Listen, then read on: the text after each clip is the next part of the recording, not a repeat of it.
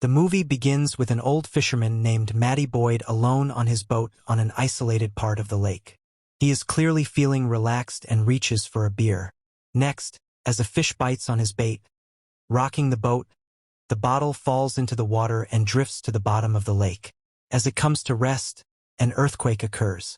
This causes a sizable split to open up in the lake floor, which creates a whirlpool. A swarm of hungry piranha emerge from a newly exposed prehistoric lake below. He is unable to start his boat and falls into the lake to be eaten by the fish. Our final glimpse of him is a ragged, heavily gnawed and bloody hand that quickly disappears below the surface. Back in the town, the streets are alive with spring break holiday makers looking to party. Jake Forrester makes his way through the traffic on a scooter, en route to pick up his younger siblings Zane and Laura. He is then distracted by the presence of a former crush, Kelly. The two of them are busy catching up when her boyfriend, Todd, and his friend arrive in a Jeep. Todd presses Kelly to hurry up, heavily mocks Jake, and ultimately throws his drink over him before driving away. Embarrassed, Jake walks over to collect the youngsters, to be greeted by Danny, an aspiring actress. She compliments him on his Pixies t-shirt.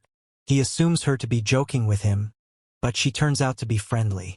As they are striking up a rapport, a wannabe filmmaker Derek Jones arrives. Upon learning that Jake is a local, Derek convinces him to join his crew as a guide. Later that night, we watch as Jake's mom, the town's Sheriff Julie, and her deputy Fallon search for Matty Boyd. As they attempt to haul in his boat, which has come to nestle among some reeds, his heavily mutilated body rises to the surface. In shock, they consider whether they could possibly close the lake, given the presence of thousands of visitors already in the town and the economic importance of this holiday.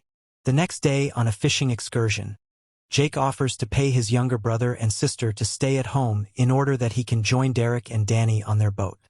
His sister proves a tough negotiator and demands $60 to do so, 20 more than Jake himself was due to make from babysitting.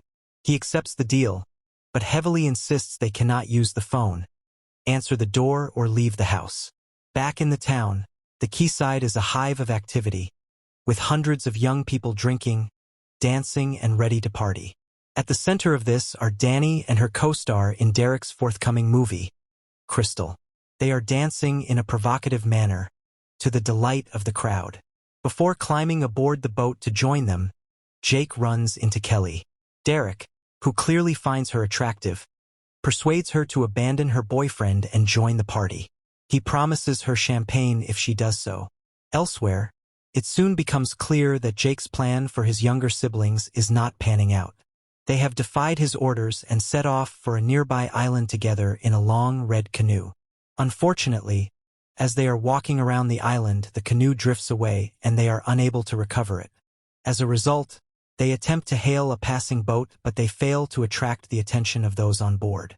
During one of these attempts, Laura cuts her foot on some trash lying on the seabed and begins to bleed. Meanwhile, following a report of seismic activity below the surface, a team of experts have arrived to investigate. They are escorted to the site of the earthquake aboard Julie's launch. When they arrive, the two divers, Paula and Sam, descend into the depths. Sam forges ahead and forces himself through a tight gap and into the prehistoric lake. He is able to make out the eggs of the piranhas, but is quickly attacked and overpowered by a group of them. Paula soon meets a similar fate, but is pulled to the surface and onto the boat by a third member of the team, Novak. Both he and Julie are shocked to discover she is no longer alive. Much of her skin and an eye have been consumed by the predators below. Not too far away, Kelly and Jake are still enjoying the company of Derek and his crew. With the drinks flowing, Kelly is persuaded to take a tequila shot with Crystal, and the two share a kiss. Jake is also invited to join the fun, but at the moment he is about to take a slice of lemon from Kelly's mouth. Just then, she rushes to the side of the boat to vomit. She is clearly drunk and struggling to keep pace with the others. Back on land, Novak and Julie take a solitary piranha they have captured to the home of Carl Goodman, a retired marine biologist. Having poured the fish into a tank, Carl immediately recognizes it and compares it to a fossil. He explains to the others that this species has been extinct for over 2 million years. They speculate how it may have survived for so long below the surface without a food source. Carl asserts that this is probably due to cannibalism, pointing out the scratches and scrapes scarring the fish in his tank as evidence for this. Now certain of the danger facing those out on the lake, Julie leads her group back to the docks to try and disperse them. Fallon fires his gun into the air in an attempt to silence the crowd so he can audibly instruct them to leave. But the lull in the music is only momentary and the party continues. Hundreds of the college students completely ignore his pleas and plunge into the water. Further out on the lake, Derek and his cameraman Andy, with support from Jake, have been filming Danny and Crystal cavorting around in the water.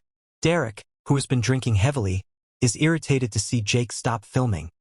But Jake has spotted Laura and Zane on a nearby island. Derek is initially reluctant to help them for fear of missing out on the action back in the town. However, he soon changes his mind when he learns that Jake's mother is the sheriff of the town. With Andy at the helm, they make it over to collect the kids, but the propeller of the boat becomes stuck. As they attempt to release it, some rocks below the surface smash the boat's glass bottom that they'd been using to film the girls swimming underwater. The force of the impact tosses Andy, Crystal, and Derek into the water, where they are immediately set upon by the predatory school of fish. Derek makes it out, but is delirious as most of his lower half has been eaten away. Meanwhile, with the water gushing in and the boat sinking, Kelly cannot make it out. She is forced to take shelter on a worktop, trapped below deck. Back in the town, hundreds of stunned and injured partiers are still trying to make it to safety. Deputy Fallon begins shooting the fish in an effort to assist. He runs out of cartridges and picks up an outboard motor instead. He attacks the fish that are surrounding him with it, slicing many of them up. The water turns red with both their blood and his own. Eventually they overpower him and he succumbs to them. Time is of the essence for Kelly, but help is on its way. Julie and Novak arrive on a smaller boat and Julie manages to clamber onto the bigger vessel by rope, desperate to help her children. Jake, however, refuses to leave Kelly, announcing that she wouldn't be there if it wasn't for him. The kids follow Danny onto the rope. With their mum at the rear, the four of them begin to make their way towards Novak. Danny's long hair is seen dangling precariously, just above the surface of the water. This gives the piranhas a chance to attack and she is dragged into her death. The others make it across. Over the bigger boat, the resourceful Jake realizes he can use Derek's corpse to distract the piranhas.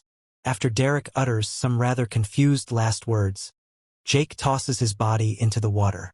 He uses this diversion to swim under the water and join Kelly, still clutching the rope. Meanwhile, the flares cause the propane gas to release to set alight, creating a huge explosion in which thousands of the piranhas are killed. Once sufficiently far away from the fish, the couple are reeled in and climb on board the smaller craft. They are still alive and in reasonable shape, although Jake has some blood on his back, seeping through his t-shirt. The relief doesn't last too long, however, as Carl Goodman rings them up with news. He has discovered the fish in his tank are yet to develop reproductive organs. It is merely a baby. Before this information can be fully processed, in our last view of the lake, Kovac is snatched from the boat by one of the adult piranhas. It is enormous. Like and subscribe to watch more videos like this.